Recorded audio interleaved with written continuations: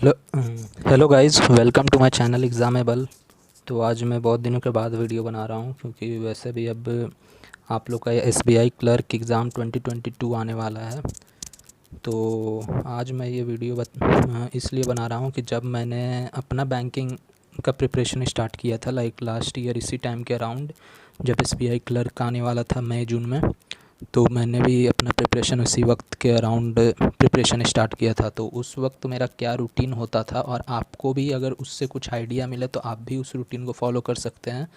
तो बेसिकली इस वीडियो का मोटो ये है कि मेरा क्या रूटीन होता था उस वक्त, और मैंने कैसे like SBI clerk pre like उसमें 89 और 90 मार्क्स कैसे अटेंड किया था।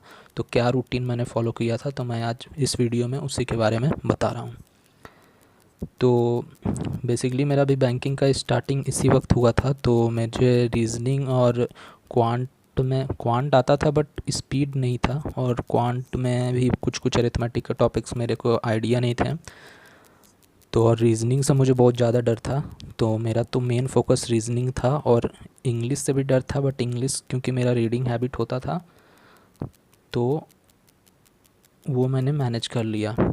तो ठीक है, अब मैं आता हूँ अपना रूटीन के वक्त कि मैंने कैसे मेरा डेली रूटीन क्या होता था। तो यूजुअली मैं 8 बजे से अपना स्टडी स्टार्ट करता था, और मेरा फर्स्ट स्लॉट ऑफ टाइम होता था 8 से 10 का। मैं 1.5 से 2 घंटा का, मतलब अब इस ऐसा नहीं कि 2 घंटा का स्लॉट है तो मैं पूरा 2 घंटा इसी में, मतलब इतना भी आइडियली पढ़ाई नहीं करता था, उसमें बीच में कभी इधर उधर चला गया। बट हाँ, रूटीन यूजुअली ऐसे ही रहता था कि जैसे नॉर्मली जो स्टूडेंट का होता है, क्योंकि हम लोग किसी और का रूटीन देखते हैं तो लगता है वाह ये कि इतना आइडियली कोई कैसे प्रिपेयर कर सकता है। तो मेरा भी ऐसा नहीं कि कोई आइडियली कि जैसे मैंने लिखा कि 8 से 10 AM, तो लगातार 2 घंटा पढ़ रहा था। बीच में इधर उधर भी हो जाता है, डिस्ट्रैक्ट हो जाता है कि कभी फ़ोन चेक कर लिए हैं, वो भी होता था। तो 8, लेकिन हाँ मैक्सिमम टाइम फोकस पे ही जाता था। फोकस, क्योंकि फोकस ही आपको मेन मेंटेन करना है। तो मेरा डे स्टार्ट होता था 8 AM से, और पहला स्लॉट मेरा 8 से 10 बजे तक का होता था, जिसमें मैं क्वांट के टॉपिक्स जो जो नहीं आते थे मुझे, मैं वो करता था। क्वांट के टॉपिक मुझे जो जो नहीं आते थे मैं वो करता था, और साथ ही साथ इसमें सेक्शनल वगैरह की, ताकि स्पीड बढ़ सके, प्रैक्टिस करता था। उसके बाद मैं बीच में लाइक फ्रेश वगैरह और नाश्ता वगैरह ब्रेकफास्ट के लिए उठता था। उसके बाद मैं 12 बजे से फिर बैठता था दोपहर में, और 12 से 2 बजे तक मैं मॉक्स लगाता था। अब इसमें किसी दिन मूड होता था तो फुल मॉक लगा लिया, तो कभी सेक्शनल मॉक लगा लिया, और उसके बाद 1 घंटा को तो फुल मॉक होता था, और उसके बाद 1 घंटा उसका एनालिसिस करने में जाता था। साथ ही साथ उसमें जो जो क्वेश्चन नहीं आता था तो उसको हम लोग प्रैक्टिस करते थे। और आपको भी यही एडवाइस दूंगा कि लाइक अगर आप मॉक्स दे रहे हैं तो उसको एनालाइज़ कीजिए। आप देखिए कि आपने जिस तरीके से बनाया क्वेश्चन, क्या इसको किसी और तरीके से बनाया जा सकता है। आप ये देखिए कि अब एनालाइज़ कैसे करना है। तो आपको क्वेश्चन को देखना होगा कि आप अगर कोई क्वेश्चन 30 सेकंड में बना रहे हैं तो क्या वो क्वेश्चन 25 सेकंड में बन सकता है क्या नहीं। अगर आप कोई 20 सेकंड में बना रहे हैं एग्ज़ाम में, तो क्या वो 15 सेकंड में बन सकता है कि नहीं। तो आइडियली आपको यही सब चेक करना होता है एनालिसिस में। एनालिसिस इसी को बोलते हैं। उसके बाद उसके बाद मैं 2 बजे के बाद थोड़ा आराम करता था, और 3 बजे से मैं ट्यूशन देता था स्टूडेंट्स को, उसके होम ट्यूशन्स। तो वहाँ पे जाता था, तो उसमें 2 से 2 ढाई घंटा उधर ही रहता था। उसके बाद मैं शाम में जिम वगैरह भी जाता था, 1 घंटा 1.5 घंटा, तो उसमें भी मेरा टाइम निकल जाता था। उसके बाद मैं 7 बजे से शाम में बैठता था, 7 से 9 तक। तो मेरा जो सबसे मेन टॉपिक और जिसको मुझे स्ट्रॉन्ग करना था वो रीज़निंग था, क्योंकि रीज़निंग में ऐसा है कि आपको टॉपिक के साथ साथ आपका स्पीड भी होना चाहिए। तो मैं डेली 2 घंटा रीज़निंग को स्पेशली देता था ताकि हर टॉपिक क्लियर हो, और पज़ल्स की प्रैक्टिस डेली करता था, लाइक डेली 8 से 10 पज़ल्स।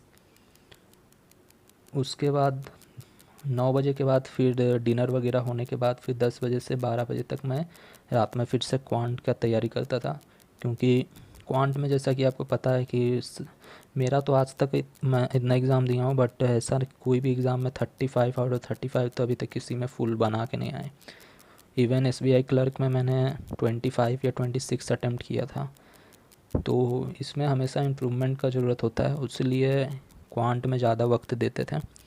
उसके बाद 12 बजे से रात 1 बजे के अराउंड या आधा 1 घंटा सोने से पहले इंग्लिश का कुछ रीडिंग कर लेते थे, क्योंकि जैसे कि मैंने पहले आपको बताया हुआ अपने वीडियो में कि मेरा इंग्लिश का स्कोर जो भी मैंने IBPS PO में 54 स्कोर किया है टोटल आउट ऑफ 65 में से IBPS के मेंस में, तो ये पूरा सिर्फ रीडिंग के ही भरोसे है। मैंने कोई ग्रामर रूल नहीं पढ़ा है, कुछ भी नहीं, सिर्फ रीडिंग। मुझे नॉवल या फिर ज़्यादा मैं द हिंदू पढ़ता था, तो वो सब 1 घंटा रात में सोने से पहले 1 घंटा रीड करता था।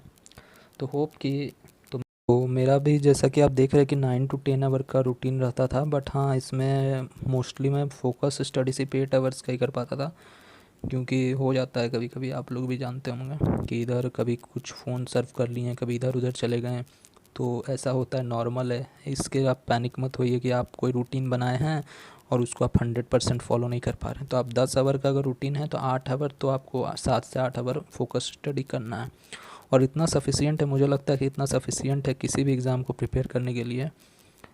तो आई होप कि आपको कुछ इससे आइडिया मिले और आप भी इसी तरह कुछ रूटीन बनाएं। और हाँ, ज़्यादा आइडियल बनाने का कोशिश ना करें कि एकदम उसमें कुछ रिस्क लेने का टाइम ही ना हो, तो उससे भी आप 4 दिन वैसे फॉलो करोगे फिर आपसे वो फॉलो नहीं होगा। तो आई होप कि आपके लिए ये कुछ बेनिफिशियल हो, आप भी इससे कुछ आइडिया लो और अपना रूटीन बना के आप SBI क्लर्क का जो मेन आपका टारगेट है 2022, इस पे आप फोकस कीजिए।